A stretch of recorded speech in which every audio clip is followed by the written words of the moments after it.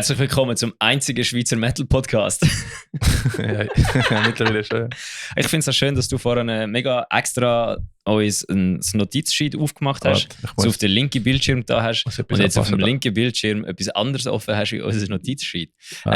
Wieso falls du, der den Podcast hörst, dich fragst, wieso ich jetzt schon am Abranten bin. Es ist Sonntag am 20:11 Uhr und ich bin um 10:30 da hingekommen und habe gemeint, man könnte einen Podcast aufnehmen. Genau. Aber nein, anscheinend müssen wir jetzt anfangen, vor jedem scheiß Podcast Admin-Kack zu machen, weil irgendwelche Leute uns schreiben und wollen, dass wir ihre Releases besprechen. Und, Influencer, Bruder. Also, weißt du was, wir können einfach so ein Sheet online stellen, wo die Leute selber ihre Kack reinschreiben und dann können wir das nicht mehr machen. Das ist schon interessant, ja. Mal probieren. Ich finde das eigentlich eine gute Idee.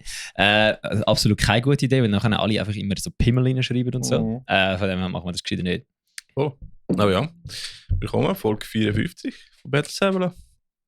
Glaub's. Naja. Und ja, voll. Welcome back. Warte. Lang das Mikrofon nicht an. Hey! Wo haben wir den Ding? Sorry, ich wollte dich nicht hauen. Tut mir leid, ich liebe dich.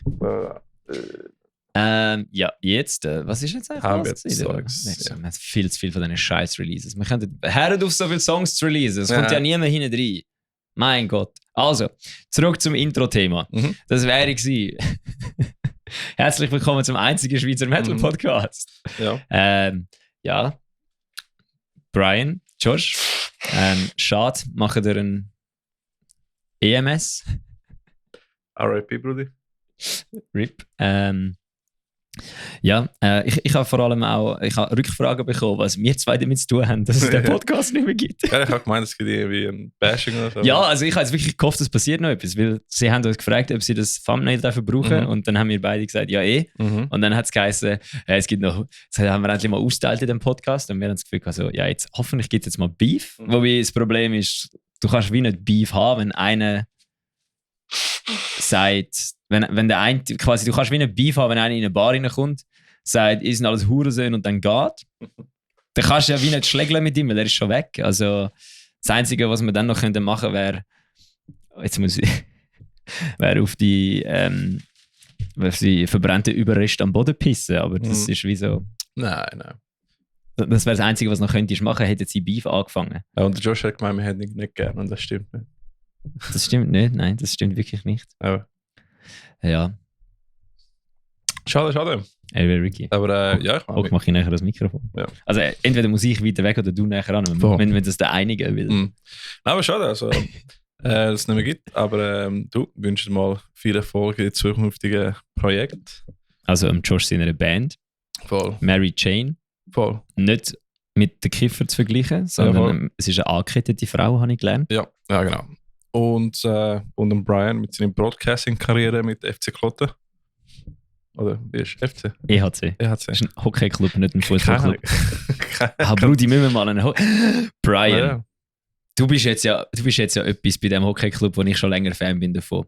Kannst du mich und den Ricky mal einladen, dass wir dem Ricky mal eine Schweizer Kultur zugute fügen? Das wäre interessant, ja. Dass er nicht nur Schweizer Metal-Kultur kennt, sondern dass er auch weiss, wie man sich auf einem Eisfeld verklopft. Ja, wäre cool. Das wäre schon geil. Ja. Das wäre für Kicker, das sollten wir machen. Ja, genau. Wir sollten einen Hockey-Match schauen mit dem Brian. Ja, aber im Wer bläst was haben wir ja angefangen podcasten, oder? Ja. Das ist gut. Ohne Wer bläst okay, was. Ich muss weiter weg vom Mikrofon, du weigerst dich näher an das Mikrofon an. Ja, ich weiss eben nicht, mein Ding ist eben, weil ich halt viel... hast du schon mal Gitarre gespielt und gleichzeitig gesungen? Nein. Okay, das erklärt einiges. Die Faustregel ist eine Faust.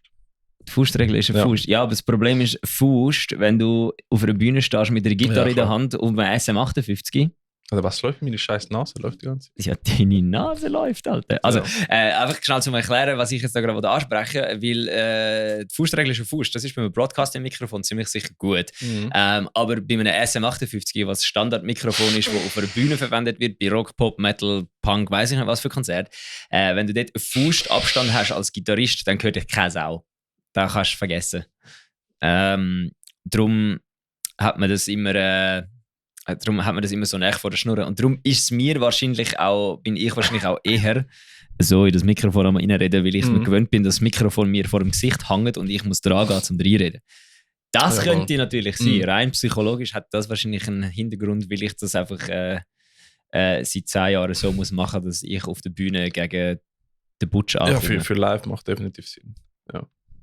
Alright. Ja, das ist doch, dann tue ich mein Mikrofon ein bisschen weiter hinten. Ist das jetzt okay? Sind wir etwa gleich? Aber jetzt höre ich mich dafür nicht. Ich soll es nachher abgleichen. Das kommt schon gut. Ja, aber das blöd, weißt, aber wenn ich so reinrede, ist natürlich... Soll ich sonst Kopfhörer wieder machen? Nein. Das Ding ist einfach, was ich will sagen, ist, wenn ich so reinrede, ist natürlich die Bass-Response ganz anders, als wenn ich so reinrede. Aber es ist der Effekt, wie heißt der nochmal? Keine Ahnung. Es gibt irgendwie einen Namen für das. Das ist eben der Bass, also der Kapsel wird übersteuert wegen dem zu nachen. Also übersteuert, ja. Wie also, heisst das? Also so tönt meine Stimme einfach sexy. Ja, so tönt sie, wenn ich normal reden würde. Ich habe das in der Schule gelernt. Wie heißt das? Gutes gelernt. Ja, Bass, Mikrofon, wie heißt das? Scheiße. Ich bin Tontechniker, ich sollte das wissen. Du redest vor allem auch gerade böse neben dein Mikrofon. Nahbesprechungseffekt. Nein, das ist nicht. Fuck you. Oder Nahbesprechungseffekt vielleicht. Maybe, I don't fucking know. Anyways, ich habe es mal in der Schule gelernt vor 10 Jahren. Das ist gut. Ja, das war der Podcast für heute. Ja, wir hören jetzt auch auf. Kein Bock mehr, alleine macht es keinen Spass. Voll. Es gibt Sachen, die sind das zweite lustiger als alleine. Können wir ja gut schlafen. Ja, gut. In dem Fall. Tschüss.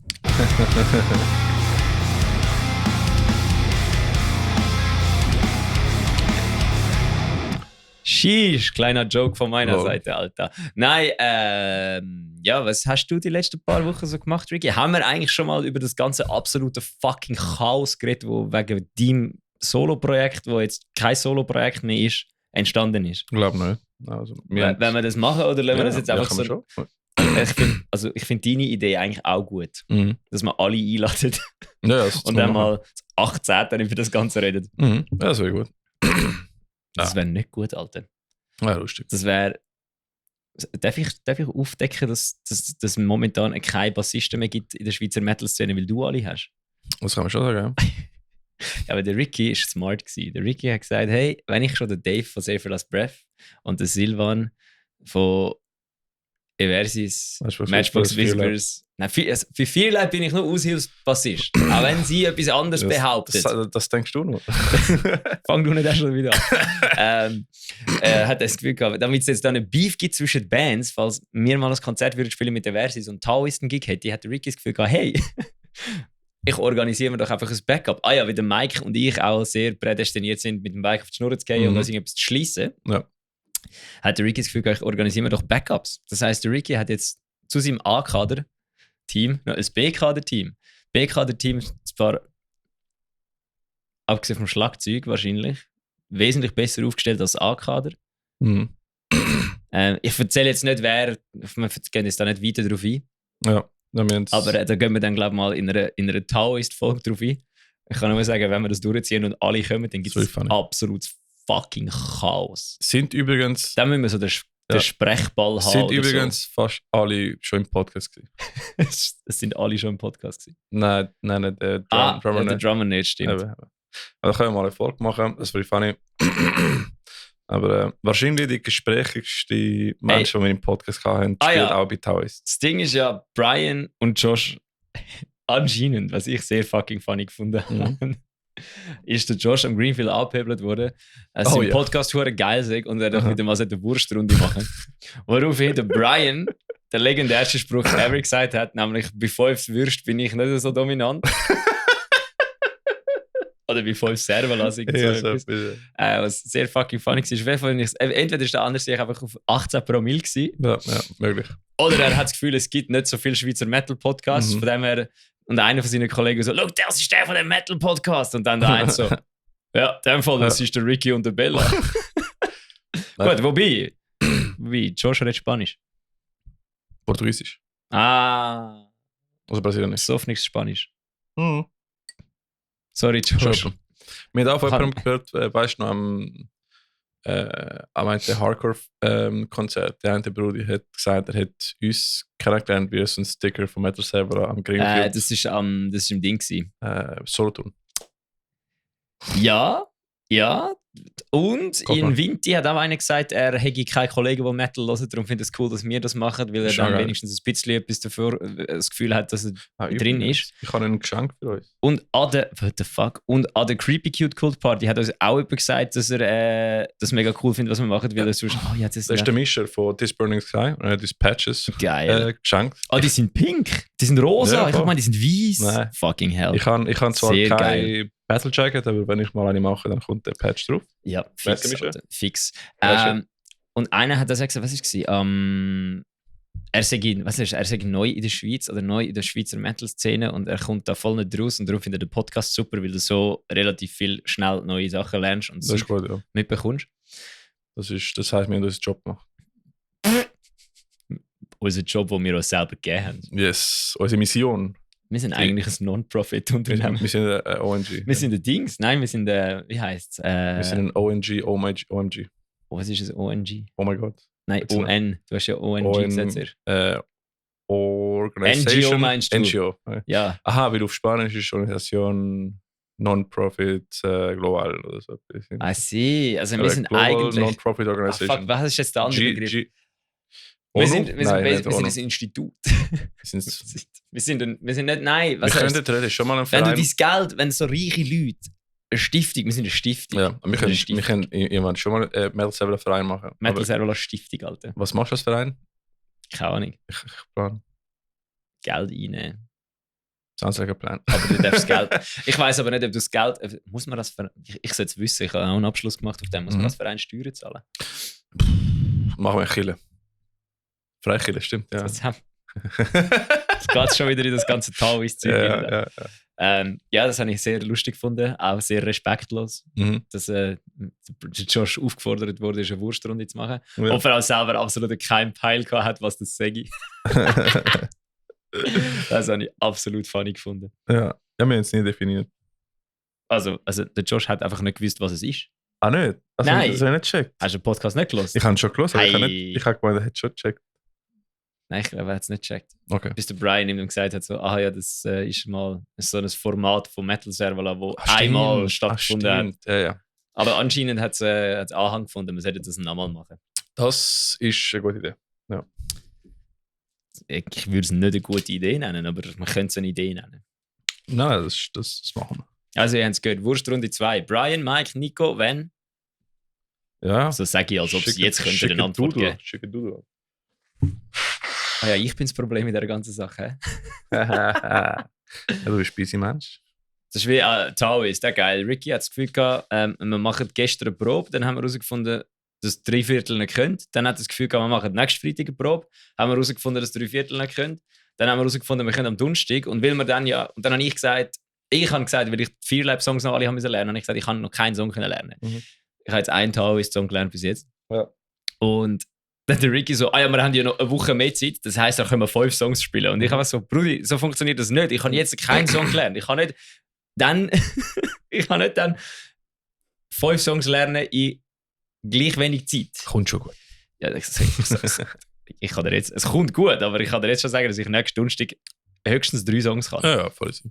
Vielleicht sogar auch nur 2, je nachdem, weil ich herausgefunden habe, ich habe gedacht, ich habe morgen einen chilligen. Kein chilligen. Ich habe einen Familienscheissdreck zu machen und Ghost Inside Konzerte machen. Ah, stimmt, Ghost Inside. Kommst du auch? Nein. Okay. Stimmt, du musst ins Bett. Ja, ich muss schlafen. Also ich bin die letzten 3 Wochen nur zum Schlafen daheim gewesen. Ja, also ich bin auch mega viel unterwegs gewesen. Aber ich weiß nicht mehr was genau. Also ich bin in der Ferien gewesen, dann bin ich heimgekommen.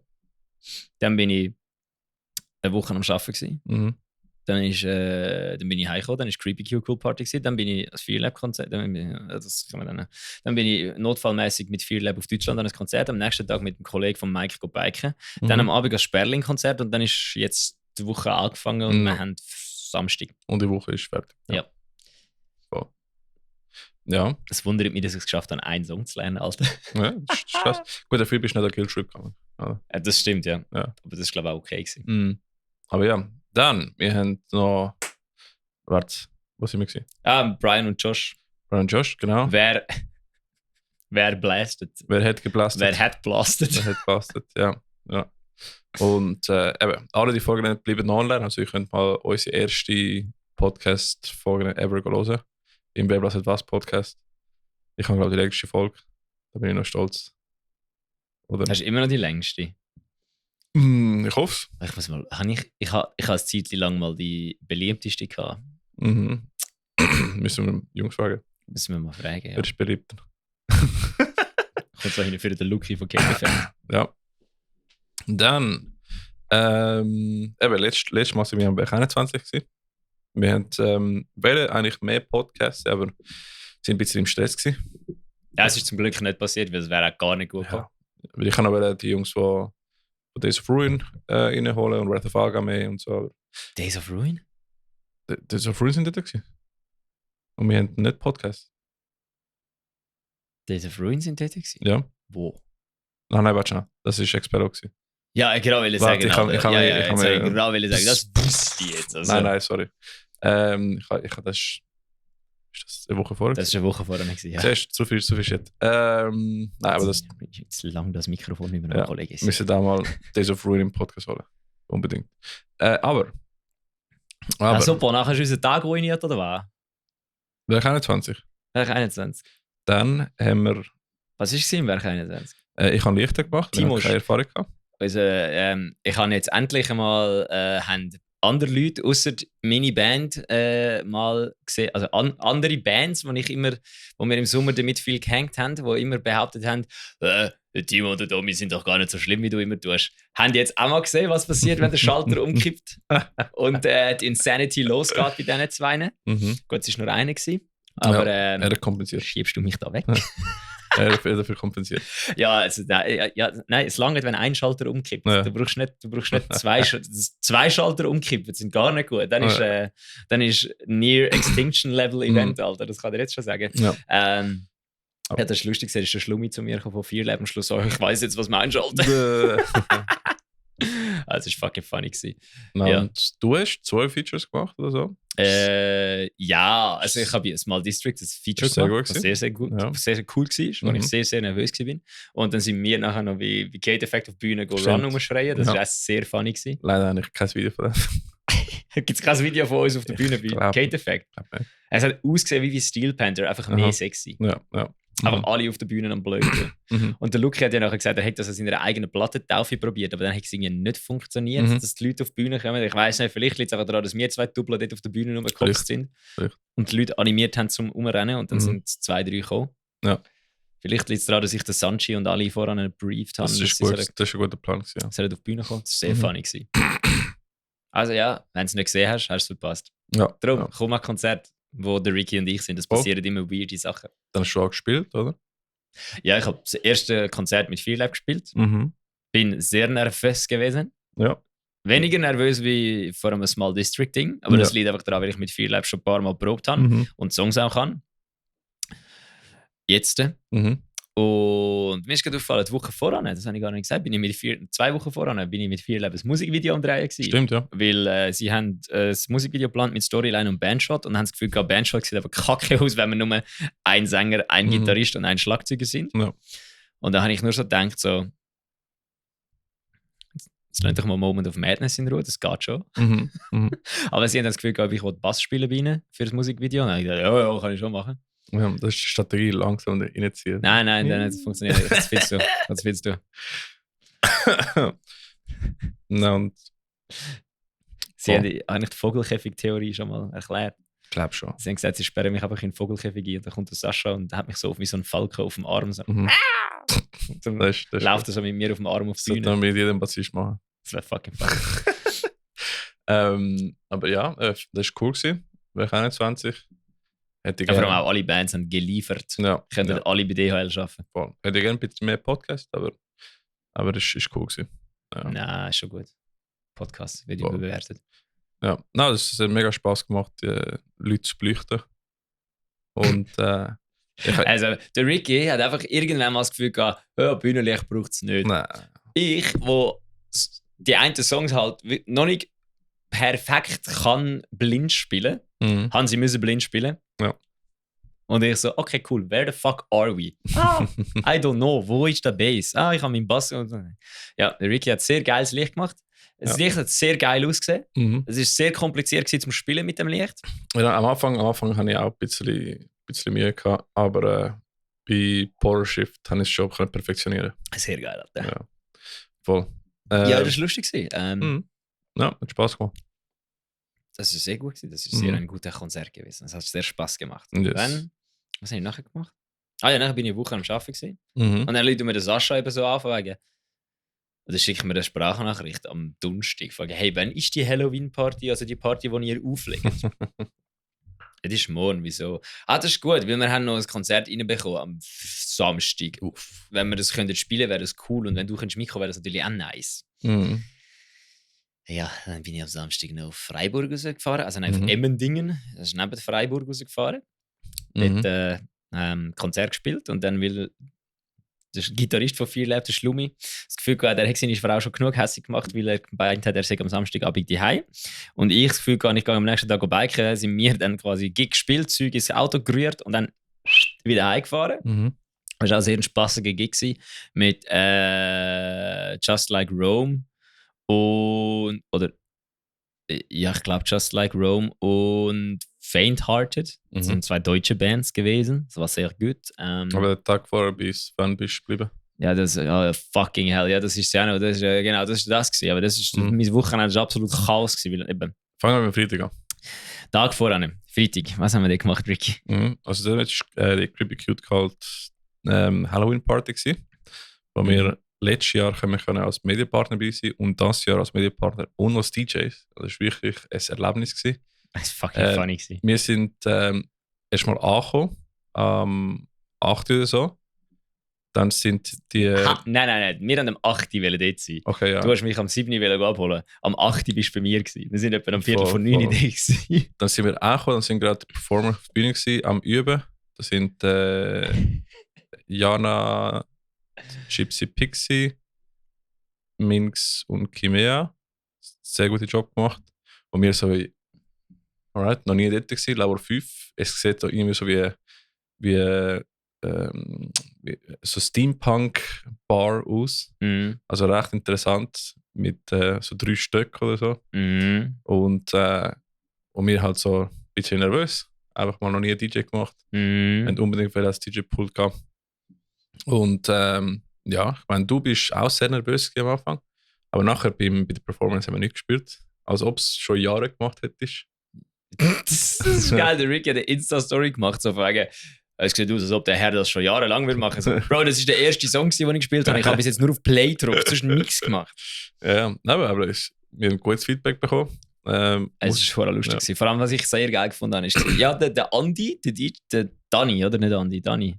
Ja, Dani. Jetzt hast du mich verwirrt. Der Dani. Dani. Der Dani. Ja. Geht zuerst, weil er hat das softeste Set und dann kommen der Ricky und der Bella und der Ricky, dann habe ich so gesagt, ja, aber ich spiele nicht so herzig, dann könnte der Ricky kommen, dann haben wir einfach ein bisschen soft, heavy, ein bisschen softer und ein bisschen heavier wieder. Und ich habe irgendwann gemerkt, okay, ich habe zu viel Breakdance gespielt, jetzt muss ich mal ein bisschen gechillter Sound laufen lassen. Ja, und dann habe ich an Danis Set gehört und so gedacht, so, Bruder, Alter, da kommen ja nur Metal-Bretter und ich einfach so... In meinem Set war so Avril Lavigne drin und Simple Plan und so ganzes Zeichen. Und es war funny, aber ich glaube, die Leute haben es ganz okay gefunden. Ja, voll. Also sie sind abgegangen. Ja, es war sehr, sehr cool gewesen. Es ist auch sehr, sehr voll gewesen. Ja, voll. Die Leute sind auch zum Teil sehr, sehr voll gewesen. Ja, das auch. Haben die gut gemacht. Haben wir das schon gesehen von der Bühne aus. Ihr betrunkene Höllenhunde hier. Betrunkene Höllenhund, Goff. Dudes und Dudines.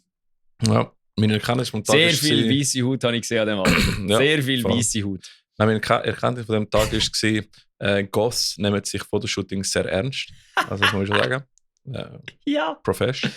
Es sind alles professionelle Models. Absolut, ja. Alle dort rein sind professionelle Models gewesen. Alle einfach... Außer mir. Wobei ich habe ein Steel Panther Outfit auch, ich bin auch professionelles Model. Ja. Du hast aber auch ausgesehen, als ob du dort hingehörst mit deiner Emo-Ang-Frisur, Alter. Das ich habe Avatar The Legend of Aang einfach in Goth gemacht. Das war geil. Der, wenn ich es genannt habe, Gay Aang, der Gang. Nein, es war wirklich funny. Und ja, also wir sind auch mit, eben nachher war der Ivo, oder? Wir sind nachher praktisch die ganze Zeit auf der Bühne gewesen und einfach Spaß gehabt. Ja, es war fucking funny gewesen. Also, vor allem, was ich sehr, ich muss dem Ivo, Sänger von People Die at the Fair, DJ Dies at Ivory the Fair. Towers. Ja, genau so heisst er, wenn er einen Rock macht. Sehr grossen Dank aussprechen. Ohne ihn hätte ich das nicht geschafft. Sehr grosse mentale und physikalische Unterstützung. Außer einmal, wo ich das Gefühl hatte, ihr müsst mich davon abhalten. Was habe ich dort eigentlich laufen lassen, wo ihr zwei das Gefühl habt, wo ihr mich einfach plötzlich so von hinten so umarmt habt und mich nicht mehr gehen lassen für eine halbe Minute? Irgendein Song. Ist nicht der Black Parade? Nein. Nein. Das war irgendeiner, wo ich nochmal ein Lied auswählen musste. Aha, kein Plan. Aber nein, und auch danke Dani, der hat auch ein paar Mal zugegriffen wegen Volume und so. Ja, das ist wir haben gesagt, so Jungs, wir haben keine Erfahrung, wir sind Noobs. Wenn ich mal merke, die ist schon zu laut, zu riesig, das haben wir einfach das ist sehr geil gewesen. Nein, vor allem der Ivo hat auch eben, ich habe dort wieder an, der Ricky hat das Zeug fertig aufgelegt und ich so, oh, was kommt jetzt? Und dann habe ich als ersten Song Tears Don't Fall laufen lassen, weil ich gedacht habe, einer von meinen Favorite Tracks, eine von meinen Lieblingsbands ever, von dem her kann eigentlich nur Songs laufen lassen, die ich persönlich geil finde. Und nicht Songs, die ich denke, die könnten bei der Crowd gut ankommen. Ich habe nur Songs laufen lassen, die ich geil gefunden habe. Nachtbaden von Matzen ist auch gelaufen. Und alle haben mich gefragt, kann man den Song laufen lassen, kennt man den? Und ich so, das ist mir egal, ich lade jetzt einfach laufen. Und dann ist mir in den Sinn gekommen, ja, logisch lasst den laufen, Silvan. Weil du kennst ja die Nina, die das Ganze organisiert hat. Und Nina findet den Song geil. Frag mich nicht mehr, wieso ich das weiss. Ich glaube, irgendwie habe ich den mal auf Facebook gepostet. Facebook, Alter. Vor etwa 10 Jahren. Oder sie hat ihn auf Facebook gepostet. Auf jeden Fall habe ich ihr dann gesagt, ich habe einen Song im Set für sie. Und dann hat sie mega nervös gewesen, weil sie herausfinden wollte, wer das ist. Und dann ist der Song fängt ja an mit so Matzensängern, die so reinschreien, so, oh nein! Und das habe ich einfach die ganze Zeit in vorherigen Song reingeblasen. Das habe ich so lustig gefunden. Jedes Mal, wenn, was war es? Ja, keine Ahnung. Nein, ich habe Fallen Leaves nicht laufen lassen, weil das hat der Dani schon gemacht. Wenn er jetzt nicht Dani heisst, sind wir am Arsch, aber er heisst Dani. Ich weiss, er heißt Dread. Dread, ja, so heisst er, ja, das stimmt. Das ist schon der Dani. Auf jeden Fall, ich bin ja. Und dann, als der Song gelaufen ist, ist der Führertrainer gekommen, ist es der? Ich so, ja, und dann bin ich happy gewesen. Keiner hat den Song gefeiert, ist egal. Sie, die Party organisiert hat, feiert den Song, darum machen, was sie wollen. Du, was sie wollen, wie fit. Und dann habe ich... Dani, habe ich recht gehabt, super. Sehr gut. Und dann habe ich, was war es? Irgendwie dann habe ich Songs laufen und der Ivo jedes Mal, das alte Pop-Kitty, jedes Mal so, oh mein Gott, so geil. Das ist fucking funny, das hat wirklich Spaß gemacht. Nein, es war interessant, weil es ist... Ich würde nie Techno auflegen, aber das schon. Ich parat zum Drum and Bass. Ja, du schon, ja. Nein, aber es ist geil, weil es ist irgendwie Musik konsumieren und performen auf einem ganz anderen Stil. Wir haben noch Violent Dancing gemacht auf die Bühne. Ja, es ist ganz anders, wie wenn du eine Band hast. Weil bei einer Band bist du konstant am... Und du spielst dieses Zeug und die Leute interessieren sich nicht dafür. Ja. Und bei DJ ist es so, du lässt in die End laufen und das ganze Publikum singt mit. Aber du musst auch irgendwie noch die Energie spüren von den Leuten, wissen, wie sie reagieren und schauen, was als nächstes tun. Und auch die irgendwie aufzuhypen. Und irgendwie, es ist anders, als wenn du einfach in der Tanzfläche einfach am Chillen bist. Einfach der Duft im Pult. Das ist so wie der ultimative, du hast da den AUX-Kabel-Moment. Ja, du hast nicht nur das AUX-Kabel, du hast eigentlich die Verantwortung, dass dort innen etwas läuft. Genau. Du hast die Verantwortung, dass Alkohol konsumiert wird. Du hast die Verantwortung, dass kein Alkohol konsumiert wird. Du hast die Verantwortung, dass die Leute nicht heimgehen. Oder du hast die Verantwortung, dass die Leute heimgehen, wenn sie am Morgen um 4 Uhr heim sind. So, rühren sie raus! Ja. Ja, wo ist Counting Worms, wenn du es brauchst? Ey, shit. Ich habe wirklich gehofft, dass ich Knocked Loose auf dem Stick habe, aber ich habe es nicht gehabt. Ja, jetzt weiss ich für nächstes Mal, dass ich alle meine hässigen Songs auch reinlade. Ja, musst du einen zweiten Ordner machen. Also, ich habe Ich habe Playlist-Songs oben gehabt und dann unten dran einfach zum Auswählen. Ja, ich habe einfach meinen MP3-Player genommen, den ich mit 17, 18, 19 hatte und habe von dem Songs abgenommen. Darum ist es, glaube ich, nichts gelaufen, was neuer war als 2018. Nein, ich habe mich auch 2017, 15 umeinander. Same, nur ein paar neue habe ich nachgekommen. Aber es war spannend. Wir waren bis um 4 Uhr morgens da. Nein. Nein. Ich war um 6 Uhr im Bett. Ich war um 6 Uhr im Bett. Ja. Und dann sind wir dann später. Bis um 5 Uhr sind wir losgegangen. Okay, dann sind wir um 5 Uhr losgefahren. Ja, eben genau. Ich bin dann um 6 Uhr aufgestanden, am 6 Uhr ins Bett, bin dann um 11 Uhr aufgestanden, habe das Mittag gegessen, bin auf Deutschland, habe ein Konzert gespielt, bin heim, bin biken. Nach dem Mountainbiken bin ich am Sonntagabend dann ins Werk in Baden, Sperling schauen, wo Stereo Dynamite gespielt hat als Vorband als erste. Die kommen aus Freiburg, die sind absolut geil. Wenn ihr eine Schweizer Band sind, schreibt denen mal, dass ihr mit denen könnt spielen könnt, weil Freiburg ist nicht so weit, von dem her fucking do it. Dann war Lichterwald am Spielen gewesen, wo mich ein bisschen sehr überrascht haben, weil ich hatte, glaub, wir haben mit der Versis mal mit ihnen gespielt, aber da haben sie noch anders geheissen. Lichterwald? Ja, die sind auch Vorband von Brutus schon. Ja. Aber dort bin ich leider nicht am Konzert gewesen. Und ich habe dort habe ich, entweder habe ich die Musik noch nicht verstanden, oder es ist einfach, weil es in einem scheiß Jugendhaus war und nicht so gut gemischt. Einfach halt Musikhauskacke habe ich es nicht so gut gefunden. Aber am Sonntagabend, das ist schwere Kost gewesen. Richtig stabil, so richtig schwere Post-Metal-Rock, irgendetwas mit asozialen Black-Metal-Vocals, Alter. Alright. Ja, ist sehr geil. Ich habe es wirklich geil gefunden. Und nachher hat Sperling gespielt, die haben so gute Songs gespielt und nachher haben sie den Stimmungsregler einfach mal gedreht von guter Stimmung auf sogar der Therapeut von Leuten, die keinen Therapeut haben, weil es keinen Therapeut brauchen, weil es keine Depressionen hat, will sich jetzt umbringen. Ja. Also er ist mal eine Viertelstunde lang wirklich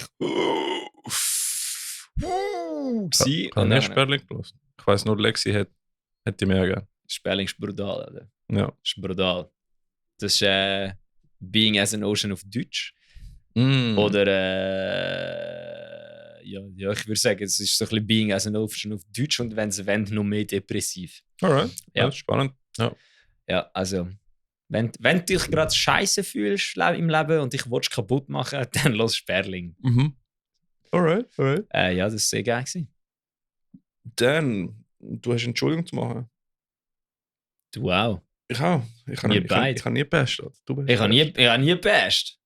Wir haben beide behauptet, dass wir das Zeug der Roman hat mir Podcast-Stelle gezeigt, wo wir beide gesagt haben, wir haben über ihr Zeug geredet. Und wir haben nicht über ihr Zeug geredet. Ich weiß auch nicht, was es war. Fearlab. Fearlab, der Roman hat, ich muss mich da öffentlich entschuldigen bei Fearlab. Es wird ein Theme sein, das heute öfters kommt. Nicht, dass ich mich beim Roman muss entschuldigen, aber das andere. Und zwar haben der Ricky und ich anscheinend behauptet, wir hätten Fearlab-Sachen Release. Also wir haben über ihre Releases geredet. Und wir haben anscheinend nicht über alle ihre Releases geredet. Einen haben wir vergessen. So viele Songs auszuhauen. Dann jetzt sind sie ihre EP rausgehauen. Jetzt ist hoffentlich mal Ruhe. Ich meine, sie haben mir erst 2 neue geschickt, von dem her. Ja, aber dann kannst du ein bisschen entscheiden, wenn es released wird. Gucken wir dann. Ja, Roman, es tut mir leid, dass wir uns da so weit aus dem Fenster gelehnt haben. Wir haben das Beste ausprobiert. Du hast recht gehabt. Aber es passiert im Fall ziemlich oft, dass ich irgendwie sehe, jemand released etwas und ich tue es speichern und ich tue einen Screenshot machen und ich vergesse aufschreiben. Ja, du kannst Fearlab kann sich sonst mit Safer Lost Breath auf das Podest stellen. Und dann könnt ihr einfach schreiben, wenn ihr etwas Fearlab und Safer Lost Breath sollten vom Metal Server an zwar darüber geredet, aber dann im Podcast vergessen einen Award bekommen. Oh shit, epic. Was hast du jetzt? Ich habe noch Release nicht vergessen. Nein! Okay, ist gut, ich mache jetzt mal weiter. Roman, ich hoffe, durch das kannst du dein Gesicht wieder in der Öffentlichkeit zeigen. Sämtliche Schuld wird von seinen Schultern verwiesen und auf unsere abgeleitet. Ja, es tut uns wirklich von Herzen leid und es hat sehr Spass gemacht, mit dir am Samstag zu spielen, nachdem ich eine Woche lang die Songs nicht proben konnte. Und sie gar nicht so böse verkackt haben, aber jedes Mal, wenn ich einen Fehler gespielt habe, hast du es gemerkt. Und dann haben wir darüber gelacht. Und das war sehr schön. Ich habe es auch sehr schön gefunden, dass ich deinen Schlagzeugstock brauchen beim einen Song, bei No Tomorrow, um dort zu machen, am Schlusspart. Von dem her, es war toll gewesen und ich freue mich darauf, das am 7. Dezember spätestens wieder zu machen. Ja, dann, wenn wir schon dabei sind, ich habe mich in früheren Podcast-Episoden mal dazu verleiten lassen, ein bisschen Z7-Bashing betreiben. Ich würde es gerne wieder zurücknehmen, weil ich habe gestern Abend, also ich habe schon länger gehört, dass man im Z7 jetzt mit Karten zahlen und gewinnt, was sehr gut ist. Das ist geil, ja. Und dann bin ich gestern Abend im Z7 gewesen, und das ist einfach wirklich eigentlich die beste Location von der Schweiz, die wir haben. Rein location-technisch ist sie nämlich wirklich super. Sie ist nicht zu gross, sie ist nicht zu klein. Das Soundsystem ist fucking grandios. Preise sind günstig. Das Einzige, was halt das Problem ist, aber das ist nicht etwas, was Z7 kann machen. Das ist nämlich das Problem, dass der Bahnhof Brattle halt von der SBB nicht bedient wird. Das ist ein bisschen schäbig. Also nein, wirklich, das Z7 ist wirklich, also Frank Carter und die Rattlesnakes gestern ist absolut sexy. Ich weiss ja nicht, was mit dem Dezibel-Messgerät ist. Aber die 92 Dezibel, die damals angezeigt worden sind, haben sich schon in der angefühlt wie 170 Amix. Aber du, vielleicht liegt es einfach daran, dass gut, das ist auch die einzige Location, wo wirklich ein fettes hohes Soundsystem hat. Ich meine, du kannst auch den Regler mal ein bisschen weiter weg von der Bühne stellen. Nein, ich glaube, es liegt im Fall wirklich. Hast du schon mal das Z7 gesehen? Ja. Brudi, die haben eine riesige Lautsprecherwand. Ich glaube, die haben einfach wirklich ein gutes Soundsystem da drin. Das ist möglich. Also. Die haben wirklich ein gutes Soundsystem da drin. Und es ist auch, also wirklich, also ich finde, ich rufe jetzt da, der Martin hat eine gute Idee gehabt. Der Martin hat das Gefühl gehabt, der Martin ist der amigs mit unserem Konzert rumhängt. Er hat das Gefühl gehabt, man sollte das Z7 nehmen. So wie es ist. Weil das Z7 selber ist eigentlich perfekt als Konzertlocation. Alles rundum ist einfach nicht so gut. Kein Parkplatz, kein Zeug, die fahren nach dem 10. Sonst irgendetwas. Es wird ständig geschlossen wegen kein Parkplatz, wobei das ist, glaube ich, nicht mehr so oft. Man sollte einfach das Z7 nehmen und seinen Olten neben dem Bahnhof anstellen. Weil dann hättest du einfach von überall her eine halbe Stunde ins Z7. Ist so, ja. Oder die SBB nimmt den Finger aus dem Arsch und macht einfach mal... Gibt es immer eine Location in Olten? Nicht mehr, das Goktor zu decken. Stimmt, ja. Und das Z7 sollte einfach, der Bahnhof Brattle sollte einfach bedient werden mit den Regios. Dass du die fahren alle dort durch, aber keiner haltet dort an. Ja, das ist blöd, ja. Das ist so Dings. Das ist extra dann anhalten, wenn es Metal-Konzert gibt. Z7, vielen Dank. Ich nehme nicht an, dass die Änderungen gekommen sind, weil der Ricky und ich oder der Mike und ich im Podcast da rumgemappt haben, aber sie sind jetzt da und wir finden es gut. Ja. Oh. Ja, dann Dings. Was haben wir noch? Ja, du bist noch am Guild Trip Konzert im Sädel gewesen. Ja, voll. Guild Trip bin ich gegangen, habe 2 Guild Trip T-Shirts gekauft. Einer davon ist ein Longsleeve, jetzt habe ich 10 Longsleeves raus. Habe ich aufgestockt, seit ich Hardcore-Band angefangen habe. Und, wichtig. Ja, voll. Essentials. Und ja, ist geil gewesen. Das Guild Trip haben gespielt. Sorcerer von Frankreich und Foreign Hands von den USA haben auch gespielt. 6 Line-Up. Ist einfach geil gewesen. Aber mehr davon, please. Mehr davon. Mehr Guild Trip. Guild Trip ist shit, sorry. Schon gut, Ricky. Ich bin aber... Du wolltest mich aber vom Mikrofon weg tun, dass wir nicht reden. Hey, das ist es. Nein, allerdings, sonst eigentlich nicht viel bei mir außer das. Weil nach dem DJ-Ding bin ich einfach durch gewesen. Am Samstag. Ja, ich auch, Alter. Ich auch. Keine Ahnung, was ich heute gemacht habe. Ich bin nachher in Deutschland im DM rumgelaufen. Ich bin mit der Nadine, die immer mit viel Leuten mitgeht, sind wir nachher nicht durch die Stadt gelaufen und wollten shoppen. Und dann hat in Emmendingen einfach um 3 schon alles zugehört. Und wir so, oh no! Und dann sind wir DM sind wir gewesen, im Rewe sind wir gewesen. Da hat so Dubai-Schocke, die komische da, wo da so Insta-Fame ist, mit der Pistazien-Scheiße drin, 100 Gramm für 14 Euro. Und ich dachte so, hey, what the fuck, Alter? Und dann habe ich von jemandem gehört, der das schon gegessen hat, dass es einfach so anfühlt wie Stroh. Ja. Nein, von sonst, das ist mir ein bisschen erzählt, glaube ich, im Becher sich Folge. Aber wir sind noch Valera und so, HC-Bands schauen und eben Expeller Release Plattaufe bin ich auch gewesen, ist sehr cool gewesen. Oder habe ich glaube schon ein bisschen erzählt. Ja, das haben wir schon. Ja, voll. Voll. Und sonst endlich mal, warte schon. Ruination Metal Fest hat noch eine Ticketverlosung, die gerade läuft. Also könnt mal den Post schauen. Ich bin auf Instagram. Ich bin bis am 8. November, glaube ich. Ja, dann würde ich sagen, nicht lange schwätzen, reinfetzen, Alter. Gehen wir hier und dann mal kurz einen Kommentar hinterladen, damit ihr ein Ticket gewinnen könnt. Dann mit dem Folgen, Leute taggen und ihr könnt 2 Tickets gewinnen. Ja, Brudi, ich habe jetzt gerade herausgefunden. Bei mir geht es jetzt abwärts. Aber Dings, endlich kann ich da mal erzählen, weil die Lexi haben schon gemobbt, schon, dass ich 2-mal vergessen habe. Sie haben eine Band vorgestellt, wenn Schweizer Rappers eine Hardcore-Band machen. Das heisst Frontslime. Ja, aber das ist genial. Das ist fucking... Das ist absolut genial. Das ist fucking richtig saulustig, geil, auf Schweizerdeutsch.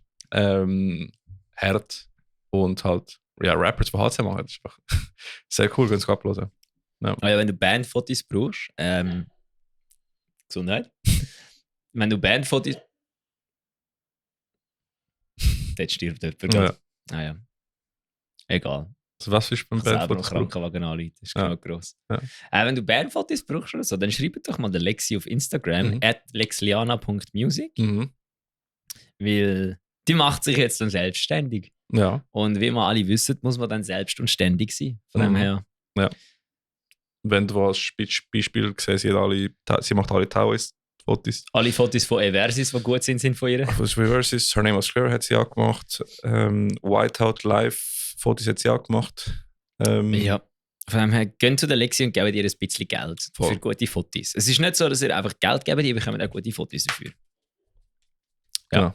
Ja, genau. Weil gute Fotos bringen etwas, weil wir haben jetzt dann, ich könnte dir nachher mal unser Bandportfolio zeigen, dass ich mal eine zweite Meinung bekomme, weil ich habe das Gefühl, es sei jetzt gut. Okay. Und das ist mir ja gut jetzt wegen der Lexi. Ich muss sowieso ein Media-Kit machen. Dann schicke ich dir doch das jetzt gerade schnell. Dann können wir das nachher anschauen und dann kannst du dir vielleicht ein Beispiel nehmen, wenn du das gut findest. Das ist gut. Das ist geil. Macht eure Presskits, also eure Bandportfolios. Und wenn ihr nicht wisst, wie das geht, dann geht auf Extreme Music Switzerland ihre Instagram-Page, folgt denen und wenn ihr das gemacht habt, geht ihr auf Spotify und lasst den Podcast. Wie heisst der dort? Weiß nicht mehr. Aber ich muss den hören, weil ich muss ein Presskit machen. Er heißt aber nicht Extreme Music Switzerland. Er heißt Media Mayhem. Er heißt Extreme Music Media Mayhem, oder? EMS Media Mayhem. EMS Media Mayhem auf Spotify. Jawohl. Haben wir nicht mit der Lexi auch über Presskits geredet, nicht, oder? Boah, das kann sein, aber bei den anderen ist es ganz sicher besser behandelt, wie wenn wir zwei über ein Presskit reden. Ich kann wieder mal googeln, wie ein Presskit aussieht, zu meiner machen. Von dem her. Ja. Es ist, also das Ding ist eben, das ist eben das, was ich jetzt herausgefunden habe. Es ist eigentlich scheißegal, wie es aussieht, weil jedes sieht anders aus. Und ich bin mir ziemlich sicher, wenn ich jetzt der Inhalt muss einfach immer etwa der gleich sein und wenn der gut aufbereitet ist, ist das okay. Aber wie es aussieht, ist im Endeffekt eigentlich scheißegal, solange du es kannst anschauen. Ist das Website oder das PDF noch? PDF. Okay. Und solange du es kannst anschauen, ist es eigentlich okay, weil solange es übersichtlich strukturiert ist und du es kannst anschauen, ist es okay. Weil das Ding ist, dann wird der eine natürlich, wenn du dann 3 Booker kennst zum Beispiel und du zeigst das diesen 3 Booker, wird der eine Booker sagen, hey, das finde ich nicht so cool, ich würde das anders machen und der andere Booker wird dann aber sagen, hey, das finde ich mega cool, das ja nicht ändern, dafür finde ich das nicht cool, weil dann aber der andere Booker das Gefühl hat, sagt, okay. Ist das ein paar Bookers gefragt? Nein, eben noch nicht, genau aus dem Grund, weil ich mir ziemlich sicher bin, dass einfach entweder zurückkommt. Ich könnte mal den Umi fragen. Ja, voll. Aber einfach so. Oder bekommt die busy? Einfach so, hey, kann man das brauchen? Nicht, was würdest du ändern? Weil was würdest du ändern, ist dann wieder ein persönlicher Input. Ja, weil das ist das, was ich herausgefunden habe, wenn du mit Leuten redest, die irgendwo in dieser Musikbranche arbeiten und müssen Bands quasi scouten für ihre Festivals oder Konzerte. Jeder schaut auf etwas anderes. Jeder will irgendwie ein Zeug anders haben. Und das ist vielleicht, wenn du in deinem Büro schaffst, weißt du irgendwann, wie dein Chef seinen Scheiß haben will. Und dann kannst du den auch zu ihm cateren und dann ist er immer zufrieden. Das ist nachher etwas, was wir am Greenfield Band Day gehört haben, von dem, wo bei Greenfield organisiert, glaube ich. Yep. Oder nein, von dem, wo in Deutschland Bands Punk-Dude, ja. Ja, genau. Das muss einfach ausstechen irgendwie, oder? Also irgendetwas muss einfach muss im Kopf bleiben. Ja, das. Und eben, aber ich bin mir ziemlich sicher, der wird dann auch wieder eine Art haben, die er geiler findet, genau, dann aber ein anderer wieder wird immer so nicht geil finden. Ich bin mir, weißt du, so, es gibt Leute... Oder einer findet so wie, das ist zu weit einzigartig, das passt schon nicht mehr in mein Schema. Ja, aber dann weißt du, dann gibt es den einen, der einfach sagt, Bruder, ich brauche einfach schnell eine Beschreibung und 2 Links zu einem Live-Video. Und dann gibt es den anderen, der sagt, ja, ich brauche 2 Bilder und eine Beschreibung und einen Link zu einem Live-Video, aber ich hätte es gerne mega schön aufbereitet. Und dann sagt der andere wieder, ich will es nicht aufbereitet haben, weil dann ist es einfach flashy und ich bin abgelenkt von allem rundum. Und das ist so ein bisschen... Jeder hat immer eine Meinung, ja, das stimmt. Jeder hat immer eine Meinung. Ja, wie mein Kollege immer sagt, alle reden, niemand sagt. Ja, genau. Das ist der beste Spruch, den ich in der Berufsschule, beim technischen Kaufmann gehört, alle reden, niemand sagt. Ja, aber jetzt kommen wir zu den Releases und wir haben einige Songs, die rausgekommen sind, währenddem wir nicht podcastet haben. Oder ja, letztes Mal haben wir auch keine Releases erwähnen können. Ja, hört auf, so viele Songs zu releasen, Mann. Voll, es sind 20, 35, 20, 25, egal. Meinst du, wir kommen jetzt alle Hörer von Metal Server, von Wer bläset was, aber auch noch über. So. dass die jetzt einfach sagen, so, ich gehe jetzt auch noch das schauen. Oder meinst du, die haben von Anfang an schon, es war so ein Venn-Diagramm gewesen? Ich glaube, also ich kann auch, ich bin auch so einer, ich höre nicht nur einen Podcast, ich höre mehrere. Ja, ich auch nicht. Laut Spotify höre ich 1800 Podcasts, weil ich einmal irgendwie, weil mein Lieblingspodcast in der Sommerferien war, etwas anderes gehört habe. Ja, die Hackfleisch-Brudis. Ist jetzt mein Ding so, weil ich einmal in Joe Rogan Podcast reingelassen habe, ist jetzt so, da neue Folge von dem. Ich so, Brudi, nein. Und da neue Folge von dem. Und das gefällt dir. Und das. Ja. Also, nein. Es hat 3 Podcasts gegeben, die ich gehört habe. Gemischtes Hack. Wer bläst was? Und IMS Media Mayhem. Ja. Von denen gibt es 2 nicht mehr und der eine macht eine Sommerpause. Du musst mal Timesack hören. Der würde dir gefallen. Nein. Yes. Progressive Podcasts. Eben, es ist viel, wenn du im Zug oder im Auto bist. Aber, im Zug muss ich schon Serien schauen. Und Buch lesen. Was für Serie? Parks and Rec. Alright. Müssen wir auch mal schauen. Das ist noch gut, ja. Ja. Alright, aber wir kommen jetzt zu der Release. Kannst du News-Dings drücken? Zweite, glaube ich. Metal Servola, Breaking News.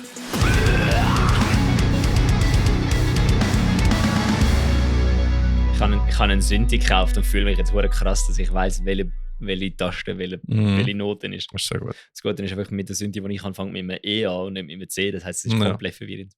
Ja, voll. Ich meine, ich benutze nie die Sharp Notes für etwas von dem her. Von dem her, ich habe immer das Gefühl, dass Keyboards so kompliziert sind, aber eigentlich ist das Keyboard viel einfacher wie eine Gitarre. Weil du hast ja unten die normalen und wenn du nicht weißt, dass er kein Fiss oder kein S hat. Dann siehst du es gerade. Siehst du gerade, weil du hast da, genau, für alle Leute, die das nicht wissen, was wahrscheinlich niemand ist, du hast das C, D, E, F, G. Das ist der übersichtlichste. B. Und dann ist da wieder das C. Ja. Und dann ist aber da C, Cis, D, Dis, D, E, Keis. Aha. Dann kommt das, alle, die nicht wissen, wie das Keyboard aussieht. Ja. Dann ist F, Fis. Ja. G, Gis. G, Gis, genau. A. As. A. B. Hat keine, darum kommt das C. Das ist das übersichtlichste Instrument ever, ja, stimmt. Gitarre ist und vor allem, wenn es ist auch, ich habe von jemandem letztens gehört, dass das Keyboard das einfachste Instrument ist zum Spielen oder das Klavier, weil wenn du weißt, welche Tasten drücken und du drückst die Tasten, tun sie immer gut. Ja, das stimmt. Bei einer Gitarre, wenn du weißt, welche Bünde und welche Seiten drücken, heißt es nicht, dass es gut ist. Ja. Ist es nachher ein paar Meter ein Pinch-Harmonic? Ja, hast einfach die Seiten nicht schön gegriffen und es ist für den Arsch. Ja, voll. Das kann alles passieren. Deswegen bin ich froh, ich spiele noch mehr Gitarre live. Das übernehme ich jetzt. Ich spiele schon genug lange Gitarre live, um zu wissen, dass man es immer verkackt von dem her. Ja, das stimmt auch. I am celebrating Zeros. Yes. Aber ja, wir haben Releases da zum Listen. Und in erster Linie, das wird jetzt nochmal so lange gehen wie der Podcast. Die Jungs von T2B haben das ganze Album rausgehauen, einfach so. Also nicht, sie haben schon Singles rausgehauen. Aber T2B, das ist der Drummer von Emuka, der eben Vocals macht, der Gitarrist von Emuka, der Gitarre spielt und der Gitarrist von wie heißt die letzte Band von Josh? Die vorletzte Band. Die Sacrifice with a Side. Nein. Die wo, Geif. Nein, die in der Corona-Zeit so gespielt hat. Exhortation Reloaded. Exhortation Reloaded. Genau, ja. Der Gitarrist von der spielt auch bei T2B. Also ist ein recht krasse Brudis da. Und der macht so Melodeath, ein bisschen so Hypocrisy-mäßig. Richtig cool. Kannst du abchecken. Ganz Album haben zum Hören. Ich verstehe noch nicht, was der Name T2B heißt. T.2.B. Das heißt to be defined, aber in der falschen Reihenfolge. Nein, das Problem ist, wenn ich Musik suche. Es kann gar nicht to be defined in der falschen Reihenfolge heißen. Also wenn ich im Auto bin, ich sage einfach so, hey, lass mal das laufen.